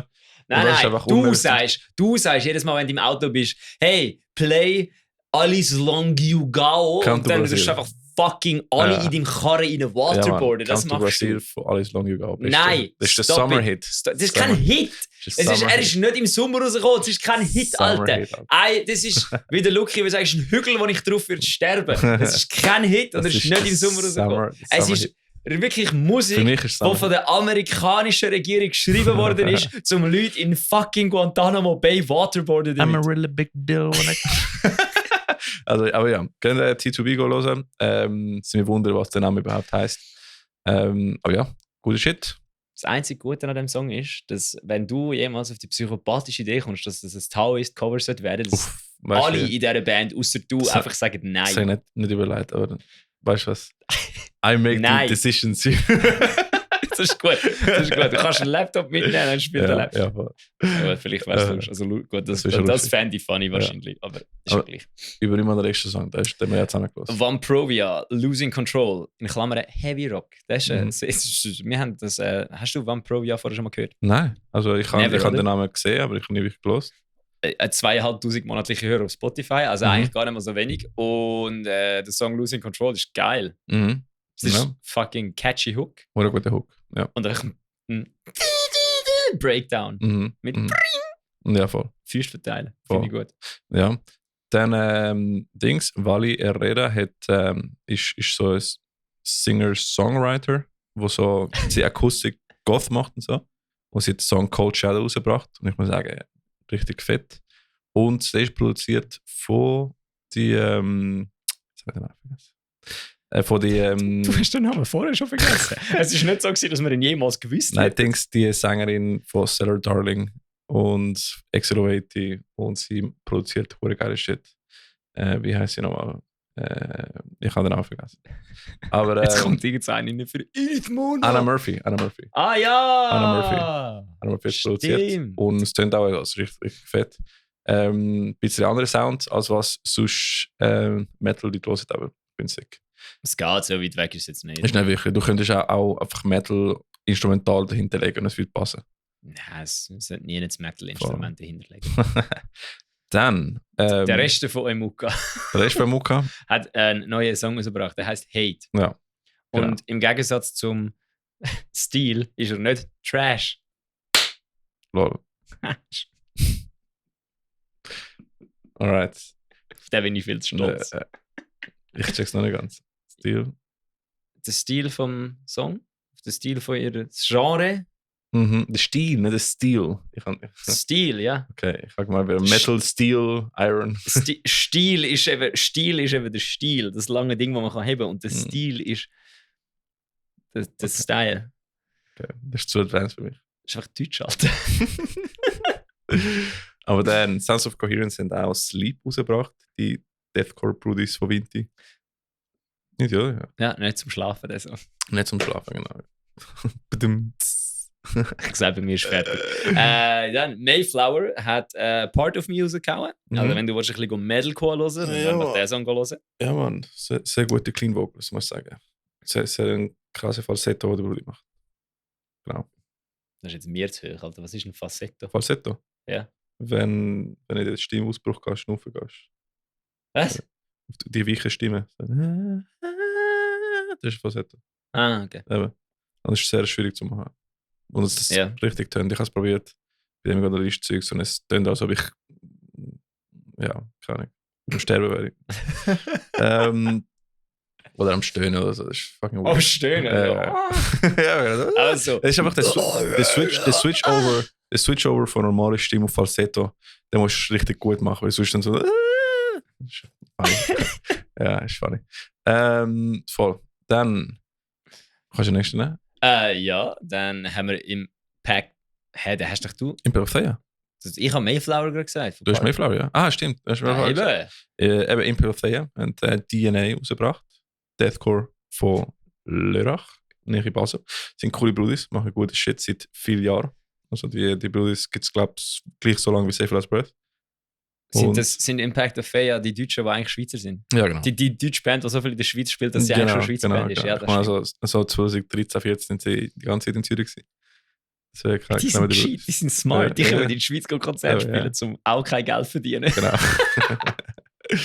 Nein, aber die Brüder haben auch angefangen, Musik zu releasen vor ein paar Jahren, glaube ich. Ja, Kudos, Bros. Machen gute Shit. Genau, dann Melodeath-Fans können sich auf den Song The Verse von Anam Kara freuen. Voll, genau. Ich hoffe, er hat das richtig ausgesprochen. Ja. Wahrscheinlich habe ich jetzt irgendetwas aufgebissen. Ich glaube, sie tun sogar bei dem Song eine andere Schweizer Band coveren. XRD, glaube ich. Irgendetwas habe ich da in Instagram gelesen. Ich bin mir nicht mehr sicher. Und dann, ich bin am Zweifeln, ob der nächste Release wirklich Melodeath ist. Weil ich glaube, es ist eher so Mittelalter-Folk-Metal. Ja, Beyond Dystopia, das sind doch die, Nein, Beyond Dystopia. Teamfar. Der Teamfar. Dann sagen wir Scheiß auf Genre. Warte, Teamfar haben... was sind sie released? Pilgrimage of Oneness. Genau. Und sie spielen... Also Covers sind schon nach Melodeath. Ja, dann ist es auch einfach ein Melodeath, ja. Schon Melodeath-mäßig, ja, voll. Ja, das ist doch gut, ja. Ja, Melodious Deadly Black Metal. Alright, sounds good. Also sie machen gute Melodeath. Shit. Sie machen richtig gute Shit. Voll, kannst du mal abchecken? Dann... The next one, Beyond Dystopia, Slave. Ja, die Melodeath. Die Melodeath-Brudis haben wir ja ICU letztes Jahr kennengelernt, oder? Sehr sicke Band. Jawohl. Dann kommen wir zurück zu Metalcore. Yay! Metalcore! Yes. Royal Isolation hat Demon King rausgebracht. Ich habe sogar ein EP im Fall. Sorry, Demon King. Da hat jemand ganz sicher zu viel fucking Zelda gespielt. Ja, entweder das oder das Anime. Wie heißt fuck. Ja, ich müsste Zelda sein, Alter. Ja, Timeline-mäßig muss es Zelda sein, sonst geht es nicht. Meinst du? Ja. Es gibt auch viele Animes, die mit Demon King zu tun haben. Aber ja, aber wenn das Game angefangen hast, Game zu dem Zeitpunkt, was rausgekommen ist, Mhm. und du dann eine EP schreibst Ja. und du ein bisschen inspiriert bist von dem Game, müsste dir jetzt jemand rauskommen. Ah, okay. Nein, ist ein Single in dem Fall. Alright. Okay. Aber wahrscheinlich kommt nachher EP oder so. Boah. Es kommt immer eine EP Ja, oder so. das ist gut. Ja, die nächste Band ist... Yes. Also, das heißt nicht mit der Band so, was ich gerade gegaint habe. Mhm. Aber ist von Defenestrate, wo, by the way, heute Abend im Piccadilly Brook ihre Platte drauf haben. Mhm. Before I Fall. Wir haben es Alternative Pop Rock genannt. Ja, catchy Hook. Ja, voll. Muss sagen, catchy Hook. Catchy Hook. Ich muss mal schauen, ob ich das noch schaffe, heute rauszubringen. Ich glaube schon. Ja, ja. Schaffen wir schon. Schaffen wir schon. Kommst heute um 7:30 in Piccadilly Brook? Vielleicht, Yes.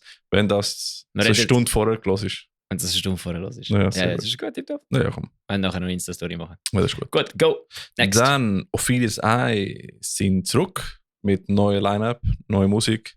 Und sie haben Drowning in a Cloud rausgebracht.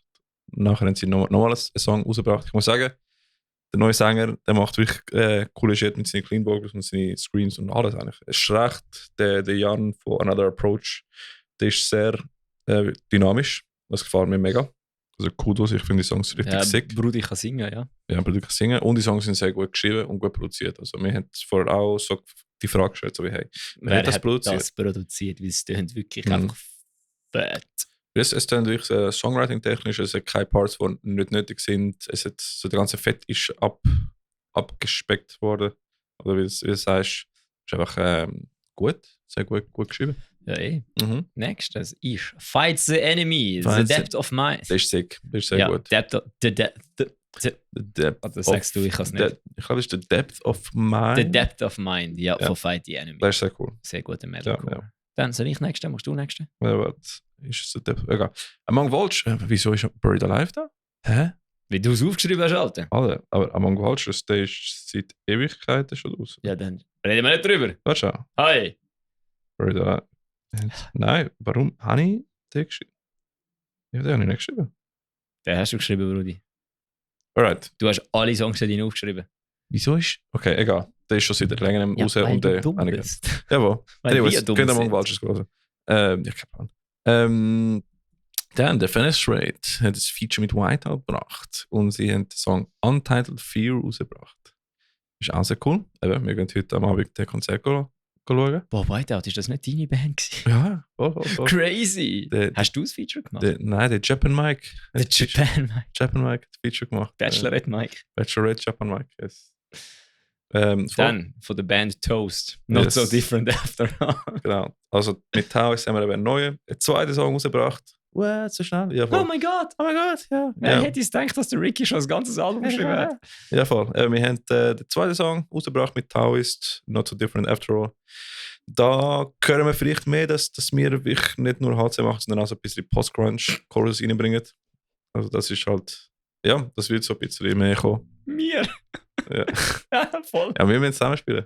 Ja, wir spielen jetzt schon zusammen, Ja. aber du hast es Also geschrieben. HC mit clean Choruses, ja voll. Das ist schon geil, Alter. Endlich mal HC mit Clean Chorus. Yes. Gibt es zu wenig. Hat nicht Guilt Trip auch HC mit Clean Chorus? Der macht so Pitch Screams. Ja, aber irgendwie habe ich die letzte Band gehört, die auch so Guilt Trip-mäßig ist, die auch Clean Chorus hat. Rough Justice. No. Die machen so Zeugs. Okay. Und ja. Ja, dann nochmal ein Song von Ophelia's Eye, Burn a Wish. Ja. Alter, wie lange sind wir weg oder wie schnell releasen ihr Bands alle Songs? Wir haben jetzt im letzten Monat, vor einem Monat. Ja, genau, Monat. Voll. Dann Miles Hour haben This Is The Life rausgebracht. Die machen so auch Core-mäßig. Ja, dann Achtung, Roman. Achtung, Fear Lab hat den Song. Und, also, es ist ja nicht der Song, es ist der letzte Song, der die EP komplett macht. Oder? Einfach für Kontext, Leute. Ich tue Songs in unsere Playlist rein tun. Mel Severa aus der Region für die Region. Ja. Könnt ihr folgen? Könnt ihr folgen auf Spotify. Und dann, wenn wir kurz bevor wir die Folge machen, kann ich schauen, okay, was haben wir da für Songs reingetan. Und ich tue die nachher auflisten. Dementsprechend amix verpasse ich, ob das EP-Album ist, einfach weil ich einen Song habe, wo ich fokussiere und draufschreibe. Weil ihr so viel Shit releaset, deswegen, also so gute Shit, meine ich. Und deswegen amix erwähnen wir eher Singles als, außer ich weiss noch gerade im Kopf, das war ein EP oder Album gewesen. Ja, also es ist ein Single-Release, aber es macht. Ja, genau. Die Single-Release No Tomorrow macht die EP komplett. No und Tomorrow. Heutzutage mit Waterfall-Releases machst du immer so ein Release von einem Single und dann kommt der Rest nachher gerade direkt runter. Und No Tomorrow ist der Song, den ich mit dem Roman am Schlagzeug spiele. Geil. Und es ist der Song, der meiner Meinung nach der beste Chorus hat auf dem ganzen EP. Also von dem her hört die EP und dann findet raus, ob das der beste Song ist, der Song mit dem besten Chorus ist. Und wenn es nicht der Song mit dem besten Chorus ist, schreibt bei Spotify darunter, welches der Song von der besten. Welcher Song der mit dem besten Chorus ist bei der neuen Fear Lab EP, wo Alien heisst und wo vor 2 Wochen rausgekommen ist. Yes. Dann Deconvolution sind back. Und das ist unser Lieblings, wie schon gesagt, Black Sabbath HC. Black Sabbath HC Band. Mit Vocals, die irgendwo in einem Swimmingpool, wo bedeckt ist und ohne Wasser aufgenommen worden sind. Sehr hässlich. Also, ich finde es mittlerweile so als ein interessanter kreativer Touch, was sie einzigartig macht. Das ist ein interessanter Touch, ja. Ja, definitiv. Und sie haben 2 Songs gebracht. Einer von denen ist False Truths. Und ist sehr cool. Production ist auch sick. Also ganz gut checken. Das ist gut. Yes. Next Song. Und dann, weil es noch hässiger kann werden. Forlorn Sky mit Machines Bleed Red. Ja, und Forlorn Sky haben gefunden, hey, es hat nicht genug Pick Squeals und Pinch Harmonics da in der Szene beim Machen. Haben sie gerade gemacht. Übrigens, ich habe da gehört oder gesehen, dass der Sänger nicht mehr wird dabei sein. Also falls du so Mathcore HC gerne singst und schreist, dann schreibt mir die Jungs von Forlorn Sky. Ja. Dann, oh mein Gott, das hat mich weggehauen wie blöd im Fall. Ja, sag mal. Du bist dran. Ich habe Forlorn Sky. Nein, ich habe Forlorn Sky gesagt. Okay, Dings. Lunar Vortex haben eine EP rausgebracht, We Wander Lost. Und ich bin sehr geflasht besonders vom Song Frozen Solid, weil es hat irgendwie viele Elemente drin, die ich cool finde. Sie haben ein Trap-Outro, sie haben crazy Vocals, so Mathcore, Riffs, Pinch Harmonics, HC-Part, also Song bretscht einfach. Bretscht wie ein blöd im Fall. Also es hat mir weggehauen. Richtig geil. Geht's abchecken. Ja. Yes, dann next Black Widows mit dem Song Black Widows. Ja. Wo ein Videoclip ist. Voll. Wo wir eine Nachricht auf Instagram bekommen haben. Richtig. Was ist gestanden? Irgendwas mit Brudis. Danke fürs Checken, Brudis. Ja, irgendwie so. Maggie, du bist eine geile Brudine. Brudine, ja. Ja, Mann. Das ist so herzig. Brudine, die dort singt, hat uns geschrieben, dass Brudis sollen checken. Von dem her, ich finde es super, dass Ricky sein Lieblingswort mittlerweile in der ganzen Schweizer Metal-Underground-Szene angekommen ist. Das gefällt mir mega, ja. Dass wir alle Brudis und Brudine sind. Und ja, der Videoclip ist Metal Sevilla würdig. Das ist sehr cool. Und ich freue mich auf die EP. Ja, yes. Die EP kommt bald raus. Habe ich da gehört. Und voll, gute Musik. Mhm. Dann Shinra, die Anime-Core-Band, hat den ersten Song rausgebracht. Ist es Anime-Core? Ja, also der Song heisst Mono no Aware. Also der ist ein Anime. Das sagt mir nicht, alles Anime. Ich kann schon mal 6 ich habe auch gehört, es ist Anime-inspirierte Core. Okay. Deswegen, für mich ist die erste Anime-Core-Band, die es in der Schweiz gibt und wo eben der Drummer von Sons of Coherence drin ist. oder? Der Yannick. Ja, der Yannick von Sons of Kieran. Genau. Ist sehr cool. Sehr heavy. Es hat viele Elemente drin. Also bin ich sehr gespannt, was da noch mehr dazu kommt. Viele Elemente drin. Viele Elemente drin. Ja, viel ich finde, du hast frei geredet. Viel squiggly Dings. Nein, ist geil. Ich finde, du hast frei geredet und Blickkontakt zum Publikum gehalten. Es hat viele Elemente drin. So geil, Alter. Nein, voll ist heavy. Ganz gut abchecken und ich freue mich dann auf die neuen Releases, die bringen. Yes. Bringen mehr Anime Core. Dann Idelusionist. Featuring Kenny Stroh. Whoever the fuck that is. Weak Flash, Broken Mind. Angry Core. Voll. Yes. Sie machen Idelusionist, wie man sie kennt, machen nicht mehr Deathcore jetzt, sondern Angry Core. Das hat der Ricky und ich so entschieden. Und eine Frage an Idelusionist, weil ich verstehe bei Features, wenn du einen Sänger tagst, aber ich finde es schade, wenn nicht direkt die Band von dem... Es könnte natürlich damit zusammenhängen, dass der Sänger den Cash will und nicht die Band. Nein, das ist schon so. Also, aber wenn ihr mal ein Feature macht, sprecht jetzt kurz ab, ob ihr dann die Band könnt taggen, weil dann tun beide Bands vom Traffic profitieren. Also wie das erscheint teilweise in Release Radar von den Followers. Ich glaube, Kenny Stroh, von was ich gegoogelt habe, spielt bei Dissidents oder so etwas.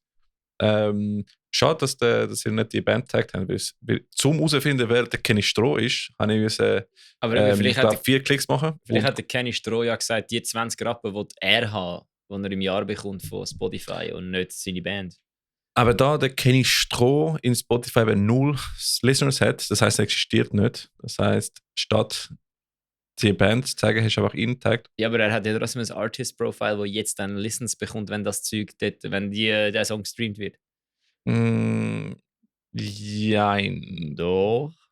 Wahrscheinlich hat er nicht einmal einen Distributor, wo das nachher geholt für ihn. Ja, aber du musst ja ein Artist-Profile haben. Wenn du ein Artist-Profile hast, musst du einen Distributor haben. Du kannst ja nicht ein Artist-Profile haben ohne einen Distributor. Nein, das hat wahrscheinlich der Artist-Profile gerade erstellt. Nehme ich mal an, weil das hat Nein, der Mike kann nämlich nicht getaggt werden bei Dings. Darum ist Whiteout tagged dort, weil der Mike kein Artist-Profile hat. Das ist richtig so. Du musst dieses Artist-Profile selber machen. Das heisst, du kannst nicht... Ich finde es nachher so, der Sänger taggt, weil nachher landest du nicht nirgendwo. Aber vielleicht haben sie nicht dürfen, weil der Sänger gesagt hat, Brudis, der Cash gehört mir, nicht der Band. Ja, also du zahlst auch nicht die Band, wenn du ein Feature machst beim Sänger. Hä? Ja, aber die Streams gehen zu der Band. Vielleicht ist der Sänger einfach ein Hurensohn. Vielleicht ist es so ein... Haben wir eigentlich auch noch kurz über... Wenn wir schon bei Hurensohn-Sänger sind. Ja. Nicht, dass der Kenny Stroh ein Hurensohn ist oder der Sänger oder der Rico Maat von Idelusionist ein Hurensohn ist. Jetzt geht der neue Idelusionist. Wir reden schon wieder über einen Idelusionist-Song, ohne über den Song zu reden. Ich glaube, wir sind super. Von dem, ich finde es schade, der Name hat keinen Apostroph drin. Muss sagen. Das ist negatives Feedback, das ich jetzt gebe. Obwohl es ist ein Komma. Das Komma ist aber am richtigen Ort gesetzt. Weak Flash, Broken Mind. Sehr spannend. Ich finde, Erik macht super als Sänger. Ich finde Idelusion, ich bin nicht so Deathcore-Fan, aber ich finde Idelusion ist geil. Ja, cool. Dann, jetzt wollen wir schnell noch This Burning Sky. Hat Moonlight rausgehauen. Das ist das, was ich jetzt gerade ergänzt habe. Weil der Michel von This Burning Sky, der hat mir mal geschrieben. Die Patches, der hat mir mal geschrieben und gefragt, ob ich ein bisschen Mix-Feedback geben kann. Und das ist der Song und ich habe den noch nicht gelesen, das schießt mir jetzt an. Aber ich kann es nachher hören. Voll. Check jetzt mal ab. Sorry Michel, ich habe es noch nicht gelesen. Ich habe gerade während dem Podcast noch erinnert, du hast mir das gesagt. Kann ich nachher gerade abchecken. Also eben, wenn wir schon bei, jetzt nochmal zurück, Callback zu, wenn wir schon bei Hurensohn sagen sind, haben wir mal kurz die Türli, das Adventskalender-Türli aufmachen und über SLA Dying reden, oder lassen wir das Ganze sein? Ich finde, das ist schon noch etwas, wo wir drüber reden. Auch wenn es nicht in der Schweizer Metal-Szene ist, aber irgendwie... Ich glaube, das ist das Wurstrunde-Thema, oder? Ja, aber ein Wurstrunde-Thema, wenn wir die nächste Wurstrunde machen, ist das Thema vielleicht schon wieder gegessen. Also ich warte noch auf mehr Details. Ja, aber ich warte auch noch auf mehr Details, aber der Fakt, dass dort schon zweimal alle Mitglieder gegangen sind, nachdem der Sänger im Knast war, weil er seine Frau umbringen wollte und jetzt alle das Gefühl haben, es ist nicht ein safe environment anymore. Und dann also das Gefühl haben, so, ich frage mich echt, was könnte das Problem sein in dieser Band? Ist so ein bisschen... Könnte das Problem eventuell das einzige Mitglied sein, das noch nie aus dieser Band rausgegangen ist? Unter Umständen. Vielleicht. Wahrscheinlich kommt jetzt dann so ein Statement so vom Tim Lambesis. We're looking into this and we will figure out who caused this problem. Tim Lambesis, I will figure out who caused this problem. Ja, voll. I will single-handedly fire him from the band. I will single-handedly take him down. Ich frage mich einfach, was zum Fick passiert ist. Eben deswegen, der Juicy Details. Ich frage mich, was passiert ist. Dass Leute, die in eine Band reingekommen sind, nachdem alle Mitglieder zum zweiten Mal sich verpisst haben. Also nein, nachdem der Sänger im Knast war. Bist du? Das ist der Mike. Ja, das nimm mal ab. Nein, ich telefoniere jetzt nicht mit dem Mike bei dem Podcast. Sorry, Mike. Du kannst ihn fragen, wegen SLA Dying. Nein. Aber der Sänger ist ja in den Knast gekommen, weil er seine Frau umbringen wollte. Dann ist er zurückgekommen und dann haben seine Bandmitglieder das Gefühl gehabt, ja, okay, wir machen jetzt nochmal eine Band. Dann sind alle die ausgestiegen. Ja. Nachdem sie das Album mit ihm aufgenommen haben. 3 Jahre später. Oder so. Das heisst, solltest du dich ja zu dem Zeitpunkt vielleicht schon mal fragen, hey, wieso sind die alle gegangen? Aber gut, wahrscheinlich haben die einfach Cash angeboten und die Leute haben das Gefühl gehabt, gut, die Opportunity für mich, sieht gut aus auf dem Resümee, Cash, why not? Also, jetzt gehen nochmal alle Leute. So, what the fuck happened? Weil nach dem ersten Mal hast du ja schon gewusst, auf was du dich einlässt. Die Jungs haben nachher Woven War gemacht und scheinbar ist es nicht so gut gelaufen. Ja, logisch nicht. Und nachher haben sie haben so wie Come to Jesus Moment mit dem Tim Lambesis, wo sie so irgendwie Therapy gegangen sind oder was immer. Also, ja, am Schluss ist es so wie, am Schluss machen wir es trotzdem und jetzt doch nicht. Also nein, das doch nicht ist ja, das sind die zwei, die haben ja seine SLA Dying OGs. Nikipa und eben SLA Dying OG. Tim im Knast. Ja. SLA Dying Reste hat Woven War gegründet. Ja. Tim aus dem Knast rausgekommen. SLA Dying OGs back to Tim. SLA Dying immer noch OG. Ja. Dann SLA Dying 2 Jahre auf Tour gewesen. SLA Dying OGs, alle außer einen. Fuck you, wir gehen. Stimmt, ja, das habe ich nicht mehr und dann ist ja eigentlich die ganze Band, ersetzt worden, außer der Gitarrist. Da hast du noch den Dings von Unearth. Genau. Eben, dann sind ja alle ersetzt worden, außer der Gitarrist. Und jetzt haben nochmal alle gesagt, fuck you, inklusive einem einzigen der Tourmanager ist der Erste, der gegangen ist. Dann hat die ganze Band gesagt, sie geht. Und jetzt ist sogar das letzte verbliebene Originalmitglied auch gegangen. Ja. Also irgendwie muss ich einfach sagen, what the fuck? Okay. Ich habe irgendwie das Gefühl, ich könnte... Ich warte auf den Netflix-Dokumentary, Alter. Ich glaube, ich kann jetzt rein wissenschaftlich herausfinden, wer das Problem in dieser Band ist. Dass sie noch nicht Loudwire Presents Netflix-Dokumentary gemacht haben, im Fall, ist, bin gespannt. Okay, ja, in dem Fall. Komm. Ja, dann kurz Medienpartner, Dings muss da. Wie du weißt, wir müssen Rechnung zahlen. Oder hör auf, so Sachen zu sagen. Sonst kommt irgendwann noch irgend so ein scheiß Telefon vom Staat und fragt uns, nehmen wir eigentlich Geld ein mit dem? Und dann müssen wir sagen, ja, weil du doppelt einen scheiß Patreon gegründet hast. Nein. Aber Dings, also Jungs, gell, haben wir nicht. Das sind alles allegedly. Jungs, wenn ihr euch schreibt wegen Release und so, wir verlangen die fucking Geld. Also einfach schreibt uns mal, wenn ihr etwas habt und wir tun es dann share. Wir verlangen Human Sacrifice. Human Sacrifice, genau, das ist wichtig. Nein, aber allerdings, wir sind Medienpartner beim Renation Metal Fest. Letztes Jahr sind wir schon gewesen, oder? Oh. Nein, ich bin nicht gewesen. Du hast gespielt. Ich bin dort gewesen, stimmt. Und genau, das ist am 23. November in der Kulturhalle Segegas Burgdorf. Das wird von den Brudis von Days of Ruin organisiert. Sie haben mal gefunden, hey, Festival auf Beister ist eine gute Idee, machen wir. Und dann spielen dort die Boys von Wrath of Alga, Still Untitled, finde ich ein guter Name, Avalanche, All Against Reason, Expello, Days of Ruin, Secret und Blown. Und auf Blown freue ich mich sowas vorher im Fall. Fanboy von denen, stimmt. Ja, weil das ist der Angry Butch. Ja, stimmt, das ist der Angry Butch. Aber das ist der Angry Cousin von Butch. Butch ist selber angry. Ja, aber der Bruder ist angry hoch 2. Also, hör auf Butch untermauern. Sondern Butch einfach bashen, bis er angry wird. Butch ist zu relaxed, der ist zu zen, der wird nicht angry, der ist wie du. Ich versuche ihn im die gleiche Frisur wie du. Ich versuche ihn in den Super Saiyan Mode hineinzubringen. Der hat die gleiche Frisur wie du, da kannst du nichts machen. Ja. Das ist wie der Ecker, der hat die gleiche Frisur wie du. Ja, aber sonst macht der Super Saiyan gerade Kopf. Ich glaube, funktioniert nicht bei dem. Doch. Butch funktioniert das nicht. Das kommt gut. Nein, ich glaube, der Butch explodiert, bevor er hässlich wird. Und das ist eben am 23. November und eine Woche drauf ist das ICU Festival. In Werkbaden. Im Berg Paradies mal, das freue ich mich mega. Ja, voll. Ja, wir können zu Fuß heim, geil. Ja, ist super. Und ICU Festival, wer spielt alles dort? Das kannst du sagen. Nein, kann ich nicht, weil ich kann es nicht vor mir. Henriette B., Before the Decay, Soulline, Contortion, Ophelia Sei, Save Your Last Breath und whatever the fuck der grosse Headliner aus Deutschland ist, und ich den Namen nicht kann entziffern, weil ich es nicht kann lesen. Ja, Abbey Falls, genau. Voll. Oh shit, stimmt, Before the Decay haben heute einen Song rausgebracht. Ich muss ja hören. Das heisst Prison. Aber sorry, wir können nicht mehr darüber reden, wir sind bei den Releases. Ja, warte. Bevor die okay, ich hatte wieder. Okay, gut. Zu viele Releases, also ich komme nicht. Ja, eben, wir machen jetzt weiter im Kontext. Warte, nämlich mit der Konzerte. Es ist fucking ein Album, willst du mich verarschen? EP, okay. Also. Heute Abend, ich muss heim, ich muss noch dort hin heute Abend, darum muss ich jetzt Führerschein machen. Ja, voll. Wir haben heute Abend in Piccadilly Brook die Plattentaufe von The Fenestrate. Yes! Und zwar spielen dort The Fenestrate, Would You und Never Again. Would You? Sehr cool. Sehr gerne. Never Again, erstes Konzert. Erstes Konzert? Ja, The Fenestrate, erstes Konzert mit eigenen Songs. Wer spielt Never Again? Ist auch das erste Konzert. Brudi, von was hätte ich das wissen? Ja, keine Ahnung. Das ist so eine neue Band. Ich habe keine Ahnung, wer in einer neuen Band spielt. Das habe ich noch nie gesehen. Ja, vielleicht sind es Kollegen von der Michel oder so. Nein, es ist eine neue Band. Right. Taus ist auch eine neue Band. Kennst du alle Brudis? Ja, aber nicht neu. Ja, aber ich würde Taus jetzt nicht als neue Band bezeichnen, sondern als Band, wo halt jetzt Band, was noch nicht so lange gibt. Ich habe gedacht, Never Again ist so wie einer von denen hat mal woanders gespielt oder so und deswegen ich weiß es nicht. Ich habe keinen Plan. Ja, dann frage ich auch nicht. Ja, alright. Können wir heute Abend rausfinden? Also, finden wir raus. Können wir das heute Abend rausfinden?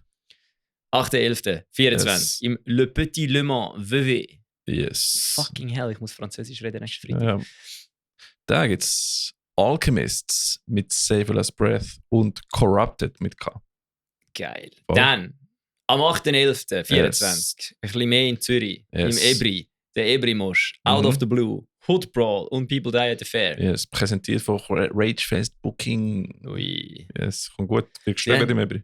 Am 9.11.24 im Zofingen, im Sonntag einfach, ha? Nein. Samstag? Ja. Ist Ebri-Mosch am Freitag? Ja.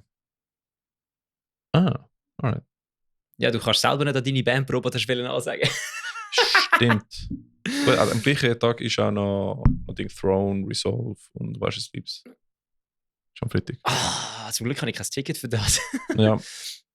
Wo sind wir? 9.11. Samstag. 9.11. Zofingen, Oxil, Trust the Shark, Save Your Last Breath, Sons of Coherence und Irony of Fate. Das ist ein Craftfest, oder? Ja. Ja, komm, ich komme auch. Kommst du auch? Ja. Geil, Alter. An ZHW Infotage nachher komme ich. Geil, Alter. Ja. Dann der Plektvetica Festival am 16. November in der Kulturfabrik Lies. Da bin ich auch noch nie gesehen. Und das ist geil, habe ich Paleface mal gesehen. Geil. Dort spielt Heathen Heretic, Royal Desolation, Traitor und Wirwum. Der Kufa sind der Mike und ich Paleface schauen, was mit Nasty auf Tour waren. Und dann haben sie das so mega security-mäßig abtastet und ich so, ja, würde ich auch machen bei so einer Beatdown-Show. Da sind wir reingelaufen und dann war es einfach so eine Kiste gewesen, mit so Sachen, die man nicht reinnehmen darf. Da sind einfach über 18 Schlagringe und so ein Messer drinnen gelegen. Und wir haben gesagt, was ist los mit euch? Übrigens, Paleface, Zürich, einfach sold out im Dynamo und einfach Upgrade auf extra. Ja, besser ist, ich hoffe, es wird voll. Ja, Mann. Es wird geil. Fühlt es auf. Sick. Genau, dann 9.12. Haben wir nichts dazwischen drin? Nein, wir machen schon Podcast vorher. Ja, aber es sind keine Konzerte zwischen denen, weil dann haben wir es eigentlich gehabt mit dem Fest. Wahrscheinlich gibt es schon mehr, aber wir haben die wahrscheinlich vergessen zu schreiben. Ja, oder es hat uns keiner gesagt, dass sie sind. Ja. Das ist in dem Fall nächstes, oder? Warte schon. Ja. Jawohl. Ja, die sind alle da. Genau.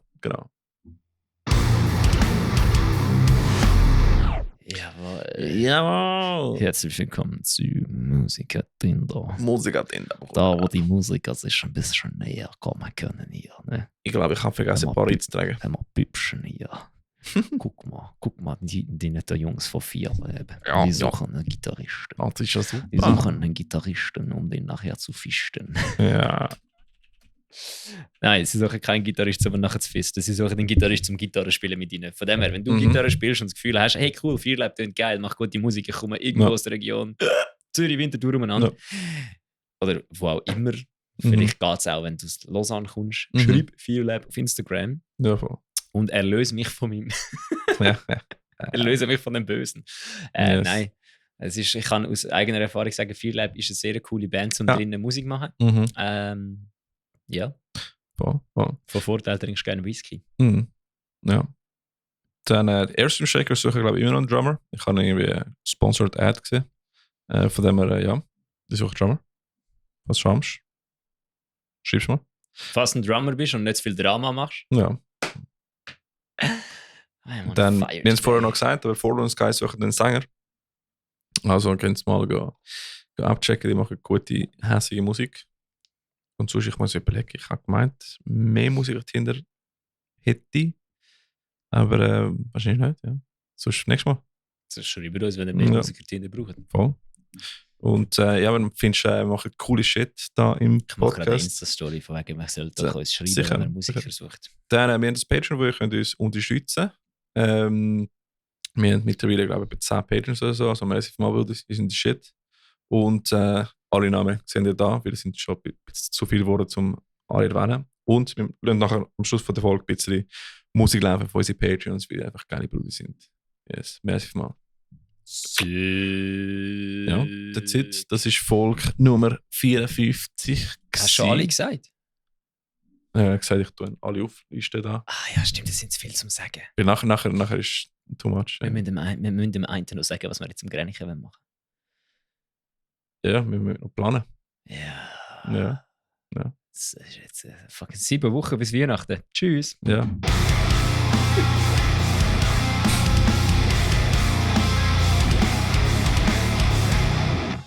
Dann also Panik von wegen, ich brauche das Weihnachtsgeschenk! Nach Halloween ist vor Weihnachten, oder? Ich habe noch kein Weihnachtsdeko in meinem Migros gesehen.